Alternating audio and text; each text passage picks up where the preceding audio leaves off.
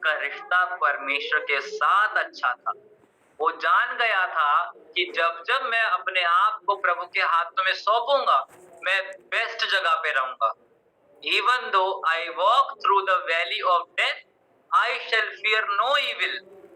अगर मैं मौत की वादियों से भी होके चलूं, तो भी ना डरूंगा, क्योंकि तू मेरे साथ रहता है।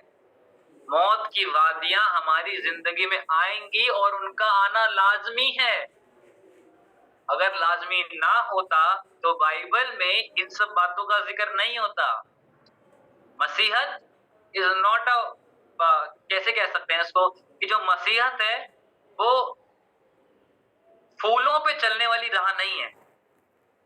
मसीहत में बहुत सी बार कांटे भी आएंगे, कंकड़ भी आएंगे, टूटे शीशे भी पड़े होंगे, लेकिन अगर प्रभु साथ है, के पैरों को देगा ना तो फटने देगा।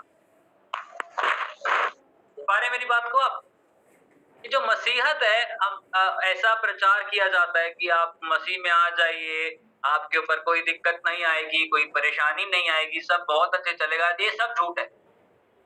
जब मसीहत में आओगे, हो सकता है पहले से ज्यादा मुसीबत आए, लेकिन अगर प्रभु साथ है तो मुसीबत से निकलने का मार्ग भी दिखाएगा।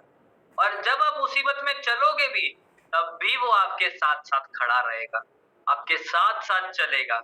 और तो और सबसे बड़ी बात, वो हमारी सहन शक्ति से ज्यादा परीक्षा नहीं लेगा।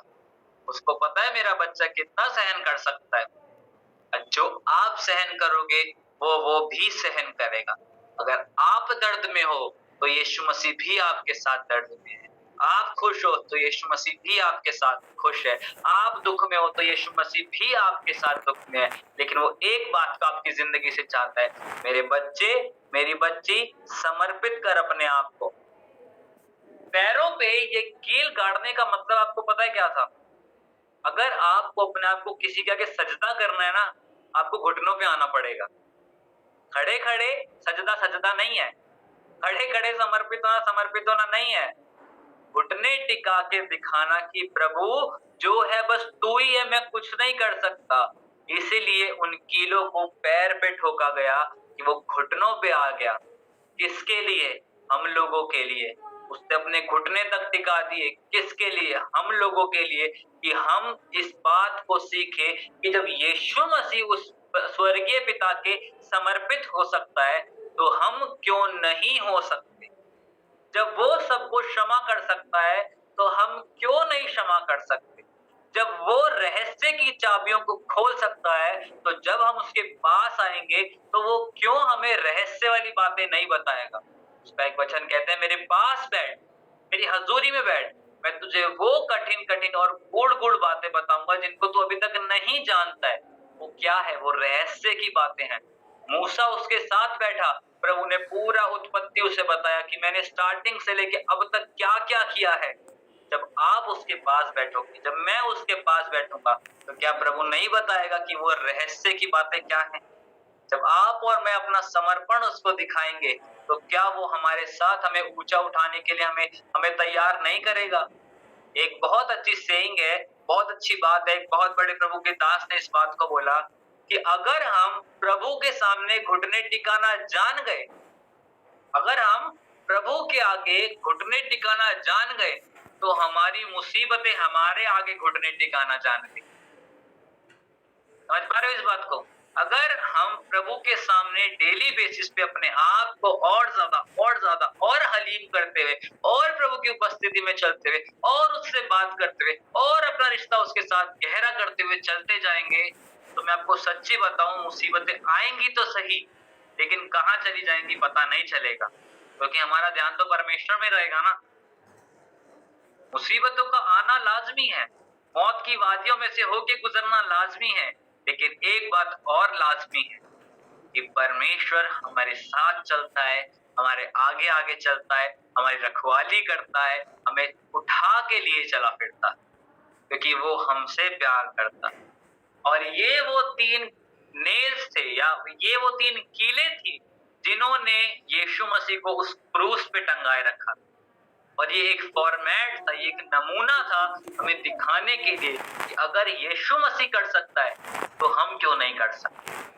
हमने इस बात को बहुत सी बार सुना है, वो क्रूस पे चढ़ा, उसको मारा गया, सर पे कांटों का ताज पहना, उसके ऊपर लिखा हुआ स्वर्ग का राजा, प्रिंस ऑफ पीस, बहुत कुछ उसके बारे में बोला गया। तो इवन हम ये भी जानते हैं कि यीशु मसीह ने 7 कल में उस आखिरी बात पे कहे, है ना, जब वो क्रूस पे था तो उसने 7 बातें बोली।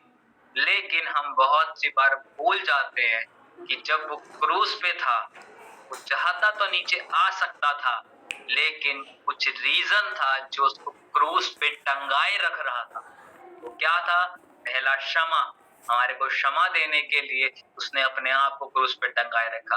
दूसरा रहस्य की बातें, उन रहस्यों की बातों को हमारे ऊपर प्रकट करने के लिए उसने अपने आप को क्रूस पे टंगाए रखा। तीसरा समर्पण, वो क्या समर्पण था? वो ये दिखाना चाह रहा था कि मौत आने तक भी अगर मैं पिता के समर्पित रह सकता हूँ तो तुम्हें भी समर्पित रहना है।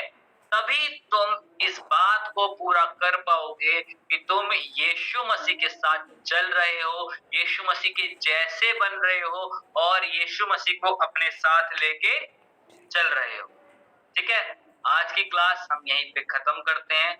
मैं विश्वास करता हूँ आपने कुछ ना कुछ जरूर सीखा होगा इन 3 बातों से, इन 3 कीलों से। आज हमारी जिंदगी में भी हमें इन 3 कीलों को लेके चलने की बहुत जरूरत है।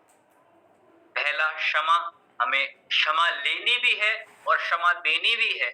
दूसरा रहस्य की बातें, वो कैसे मिलेगी? जब हम प्रभु के साथ अपने समय को और बिताएंगे, जब और वचन पढ़ेंगे, जब और उससे मांगेंगे, तो हम और ज्यादा उस रहस्य की बातों को सीख पाएंगे। तीसरा और आखिरी वो है समर्पण। जितना ज्यादा परमेश्वर को अपना समर्पण दिखाएंगे, उतना ज्यादा, उससे मैं कह रहा हूं और अधिक, परमेश्वर आपके लिए कार्य करने के लिए स्वर्ग छोड़ के आ जाए। और आपको पता है परमेश्वर की बहुत अच्छी बात है ये, जब हम उसे पुकारते हैं ना, वो स्वर्ग छोड़ के नीचे आ जाता है। मेरा दोस्त मुझे पुकारता है ना, मैं अपने घर से सिर्फ बालकनी तक जाता हूँ, इससे आगे नहीं जाता। लेकिन जब यीशु मसीह को मैं पुकारता हूँ तो यीशु मसीह स्वर्ग छोड़ के मेरे पास आ जाता है। कितना प्यारा परमेश्वर, कितना प्यार करने वाला परमेश्वर है। जब मैं उसे कुछ बताता हूँ तो अपने कानों को मेरी दुहाइयों पे लगा देता है। जब मैं निर्बल होता हूँ तो वो कहता है कि मेरी सामर्थ तेरी निर्बलता में सिद्ध होती है। तो निर्बल है, मुझे एक बार पुकार, देख मैं तुझे सामर्थ से बढ़कर बना दूंगा। जब मेरे पास कुछ नहीं होता तो वो मेरे लिए सब कुछ बन के आ जाता। हमें गाना गाते हैं, मेरी तो इज्जत खुदावंद है। मैं आपको एक सच्ची गवाही बताता हूँ, जब मेरी शादी हो रही थी और मैंने बहुत कुछ सोचा था अपने लिए कि ऐसे करूंगा, वैसे करूंगा, यहाँ जाऊंगा, वहां जाऊंगा। लेकिन जब जेब में पैसे देखे ना, तो मेरे पास, मैं सच्ची बता रहा हूँ, अपनी मैरिज वाले दिन मेरे पास मेरी जेब में सिर्फ 300 रुपए पड़े थे। जब मेरा रिश्ता पक्का हुआ तब मेरी जेब में 50 रुपए पड़े थे। मैरिज वाले दिन 300 रुपए पड़े थे। खाली जेब था मैं अपनी मैरिज वाले दिन। मैं प्रभु को बोल रहा, प्रभु मेरी शादी हो रही है, मैं प्लान कर रहा हूँ कि मैं संडे को जाऊंगा घूमने। प्रभु मेरे पास तो सिर्फ 300 रुपए पड़े, मैं 300 रुपए कहाँ घूम कर आऊंगा? और बस मैं उस बात को सोचा और प्रार्थना किया और मैंने कहा प्रभु बस अब मेरे पास कुछ नहीं है। और मैं बार बार इस बात को बोल रहा, प्रभु मेरी तो इज्जत खुदावंद है, मेरी तो इज्जत खुदावंद है, मेरी तो इज्जत खुदावंद है। और बीते दिनों में आपने मेरे स्टेटस सबने देखे होंगे, प्रभु ने ऐसे ऐसे स्वर्गदूतों को खड़ा किया मेरे लिए, मेरे को उम्मीद नहीं थी। मेरे भाई ने मेरा पूरा घूमने का पैकेज दिया मुझे, जिसकी मुझे उम्मीद नहीं थी। मैंने सिर्फ एक बात को बोला, मेरी इज्जत खुदावंद है। और प्रभु ने सच में मेरी इज्जत को बढ़ाया। मैं जिससे बात कर रहा, मैं इतना खुश, मैंने, मेरे प्रभु ने मेरी इज्जत को बढ़ाया। और मैं बार बार यही बोले जा रहा, मेरी इज्जत खुदावंद है, मेरी इज्जत खुदावंद है, मेरी इज्जत खुदावंद है। मुझे डर किसी का नहीं, मेरी इज्जत खुदावंद। खाने में कमी छोड़ी ना, घूमने में कमी छोड़ी ना, रहने में कमी छोड़ी, किसी भी चीज में प्रभु ने कमी नहीं होने दी। और इवन यहाँ तक कि जो चीजों को मैंने सोचा भी नहीं था, प्रभु वहां वहां मुझे लेके गया। कैसे? सिर्फ एक बात, मैंने सिर्फ समर्पण दिया कि प्रभु मेरे बस की कुछ नहीं है, मेरी बीवी आ रही है प्रभु, उसको संभालना मेरा काम नहीं, पहले तेरा काम है, फिर उसके बाद तू मुझे जो बोलेगा मैं वो कर दूंगा, इससे ज्यादा मैं कुछ नहीं कर सकता।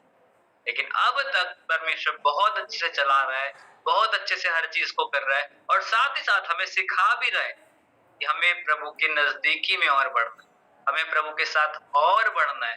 और मैं प्रभु से एक चीज को मांग रहा था, प्रभु मैं चेन्नई जा रहा हूँ, तो मेरे हाथ में कुछ भी नहीं है देने के लिए, मुझे चाहिए। और बीते दिनों में प्रभु लेकर भी आया उस चीज को। मैं प्रभु का इतना धन्यवाद किया, मैंने कहा प्रभु दिस इज माई टेस्टमनी। जब मैं निर्बल होता हूँ ना प्रभु, तब तेरी सामर्थ मेरी निर्बलता में काम करती है।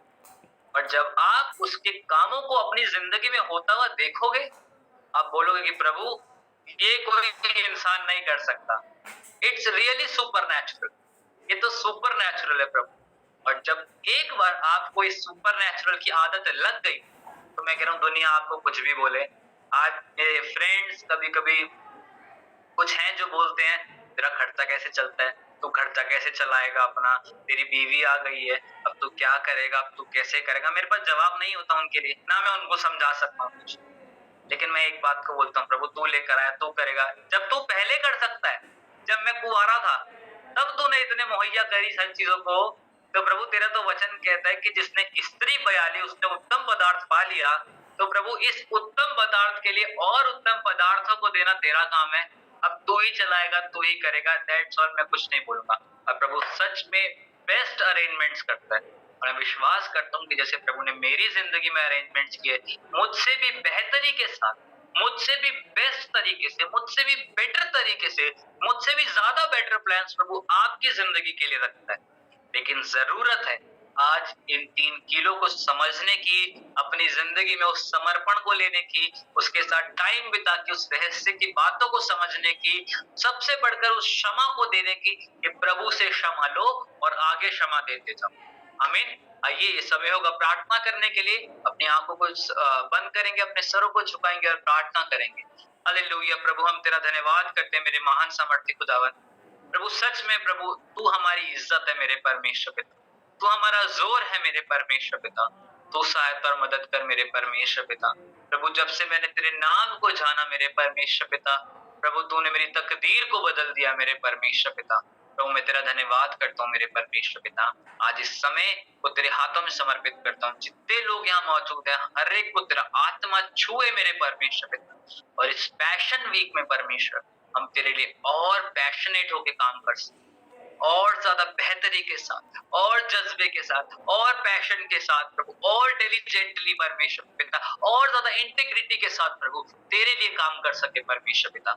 कि तूने हमें इसलिए बुलाया परमेश्वर पिता कि हम तेरे कामों को कर सके, तेरे नाम को फैला सके प्रभु जी। हम प्रभु अरे जिससे तूने हमें सिखाया प्रभु जी कि तूने उस क्रूस पे होते हुए प्रभु हर एक को क्षमा किया प्रभु जी। वैसे प्रभु आज क्षमा करने वाला मन हमें दे प्रभु। और आज हम सब इस बात को कहते हैं प्रभु जी कि जितनों ने हमारे प्रति कोई कुछ बुरा कहा है, कुछ गलत कहा है प्रभु जी, या हमारे दिल को ठेस पहुंचाई है प्रभु, आज हम उन सबको तेरे नाम से क्षमा करते हैं प्रभु जी। जैसे तूने हमें क्षमा किया प्रभु, वैसे हम भी हर एक को क्षमा करते हैं मेरे परमेश्वर। प्रभु तू हर एक की जिंदगी से बोल और बातचीत कर प्रभु। आज तेरा आत्मा हम सबको छुए, हमें नया बनाए मेरे परमेश्वर पिता, ताकि जब हम अगली बार मिल सके, अगली क्लास में मिल सके प्रभु जी, तो बेहतरी की गवाहियां दे सके प्रभु। उन रहस्यों की बातों को जो तू हमारे ऊपर प्रकट करना चाहता है, उन बातों को हम समझ सके प्रभु, और तेरे साथ नए तरीके से चलने पाए प्रभु जी। हमारा एक क्लास लेना, ये यहाँ पे मौजूद होना सिर्फ दिखावे का कारण ना बने प्रभु जी, बल्कि असलियत में प्रभु हम तेरे साथ और स्ट्रांग हो सके प्रभु, और ज्यादा तुझ में सरगर्म होने पाए प्रभु जी। और अगली बार जब हम 10 आज्ञाओं के बारे में सीखते हैं प्रभु, तो मैं विश्वास करता हूँ प्रभु जी, और उन रहस्यों की बातों को तू और ज्यादा गहराई से हमारी जिंदगी में प्रकट करेगा। इसके लिए हम तेरा धन्यवाद करते हैं प्रभु, तुझे महिमा देते हैं, तुझे आदर देते हैं प्रभु। एक बार फिर से इन सभी लोगों को तेरे नाम से आशीष, कल्याण और बरकत बोलता हूँ मेरे परमेश्वर पिता। प्रभु इस पैशन वीक के लिए प्रभु तेरे आत्मा को इनकी जिंदगी में रिलीज करता हूँ मेरे परमेश्वर पिता। तेरा आत्मा छुए हर एक जन को, तेरा आत्मा काम करे हर एक जन में मेरे परमेश्वर पिता। हर एक का रिश्ता तेरे साथ रिस्टोर होने पाए प्रभु, हर एक टूटे मन को तो जोड़ प्रभु जी, हर एक बहती आंखों को परमेश्वर पिता, उन नम आंखों को तू परमेश्वर उनके आंसुओं को परमेश्वर खुशी में बदल मेरे परमेश्वर पिता। किसी की शरीर में कोई दिक्कत है परमेश्वर पिता, तो उस दिक्कत को तू भरपूरी में बदल मेरे परमेश्वर पिता। तू सहायता और मदद कर प्रभु जी, क्योंकि ये समय है परमेश्वर कि हम तेरे साथ नए तरीके से जुड़ सके परमेश्वर पिता। प्रभु हम सच में अपनी गलती पाप गुनाहों के लिए तुझसे क्षमा मांगते हैं प्रभु, और तेरे पास नए तरीके से आना चाहते हैं प्रभु। आज हमें एक्सेप्ट कर प्रभु जी, accept us as we are father lord. जैसे आज हम हैं वैसे आज हमें एक्सेप्ट कर प्रभु। हम तेरा धन्यवाद करते हैं मेरे महान सामर्थी खुदावन, और इस प्रार्थना को यीशु के नाम से मांगते हैं प्रभु। जब अगली बार मिले प्रभु जी तो और ज्यादा मिलने पाए मेरे परमेश्वर पिता, और लोगों को तू लेकर आ हमारी क्लास में परमेश्वर पिता। तू सहायता और मदद कर प्रभु, और अगर हमारे अंदर मेरे अंदर कोई कमी है मेरे परमेश्वर पिता, डिवोशन की स्पिरिचुअलिटी में परमेश्वर पिता, तो तू उसको और ज्यादा परमेश्वर पिता, परमेश्वर तू और मुझे स्पिरिचुअल बना मेरे परमेश्वर पिता, ताकि खुदावन तेरा मस्सा हमारी क्लास में काम करे और बहुत से जन जुड़ने पाए मेरे परमेश्वर पिता। तू सहायता और मदद कर, और इस प्रार्थना को यीशु के नाम से मांग, आमीन। आमीन।